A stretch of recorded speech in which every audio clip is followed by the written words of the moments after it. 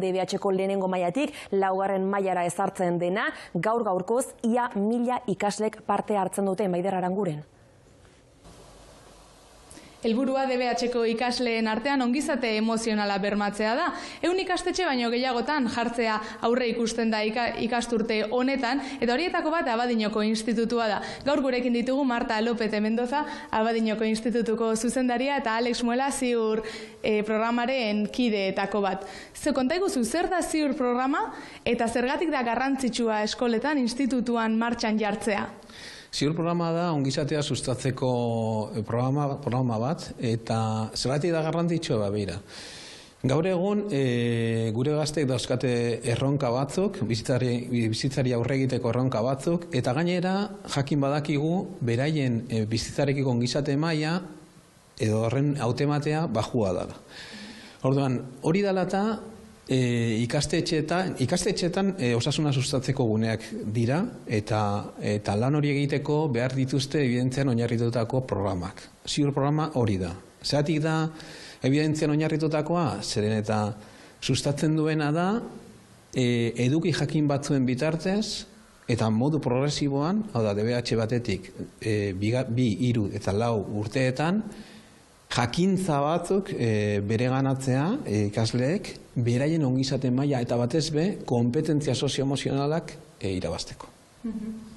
Marta, Abadiñoko Institutua da martxan jarri den institutuetako bat.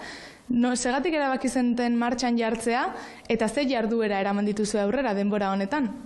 Bere momentuan hezkuntza departamentutik esleitu zabien arnasgune bat edo gela berezi bat izatea egoera emozionala kudeatzeko. Hortaz aparte gero ailegatu zitzaigun Ziur programa sartzeko aukera hori, eta antzematen gendun apur bat arlo akademikoaz gain arlo sozio-emozionalaren lanketa egiteko beharra zegoela, eta gauza bat bestearen atzetik izan zen, alde batetik beharra, eta beste alde batetik eskure izan dugula formatzeko aukera hori argizateko ikasle hoiei esleitu behar diegun, eta zelan irakatzi emozioak ezagutzen, eta gero norberak emozio horien estrategiak egiteko. Orain gauden gela hau adibidez, arnasgune hori da, zer egiten duzu hemen, edo gazteengandik zein feedback jaso duzu honen ondoren? Gela hau antolatu zenien bere momentuan, aurkeztu zen hezkuntza komunitate osoan, familiei bai helarazi genien zein izango zen gela honen helburua, eta hemen denetarik atenditu egin dugu.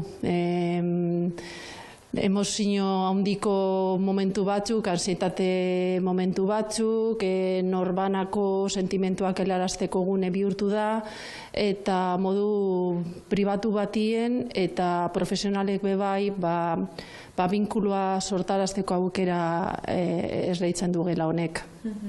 Ziur egitasmoa gainera ongizate emozionalean jartzen du fokoa, baina badago gero prebentzioa, suizidio eta autolesioaren inguruan ere? Ziur programaren helburua da gaur egungo ongizatean nolabait zalantzan jartzen dituzten faktoreak eta gakoak kontutan hartzea. Haien artean aipatu duzu zein garrantzitsua den, gaztaroan edo nerabezaroan gaur egun tabuak diren gai batzuk jorratzea, eta haien artean autolesioak eta suizidio, ideazioa eta jokabidea. Orduan ziurrek bai bere gain hartzen ditu horiek, baina nola landu behar ditugu gauza horiek, arazo potolo horiek, hain zuzen ere horren atzian dagoena, horren azpian dagoena dira kompetentzia sozio-emozionalak. Orduan, horren bitartez. Eta gero Martak aipatu dugu gauza bat oso garrantzitsua, eta da komunitatearen implikazioa. Lehen aipatu dugu ikastetxeak osasuna sustatzeko guneak direla, baina komunitaterik gabe hori ez dugu lortuko. Zer esan dago honek? Ziur programa daukana da, eduki anitzekoa da, eta kontutan hartzen dugu zein garrantzitsua da gurasoak bereganatzea eta transmititzea mezu bat. Eta mezua da prebentzioa, eta etxean hemen ikasten dana baita ere lan egin behar da. Eskerrik asko bai Ales eta Marta, entzun duzue komunitatearen garrantzia irakasle, gazte eta familien artean. Guztiak gazteen ongizate emozionala bermatu alizateko eta prebenitu alizateko. Eskerrik asko Maider, horixe DBH-en egiten dena, baina ez egiten da unibertsitatean, zer egiten da Euskal Herriko Unibertsitatean?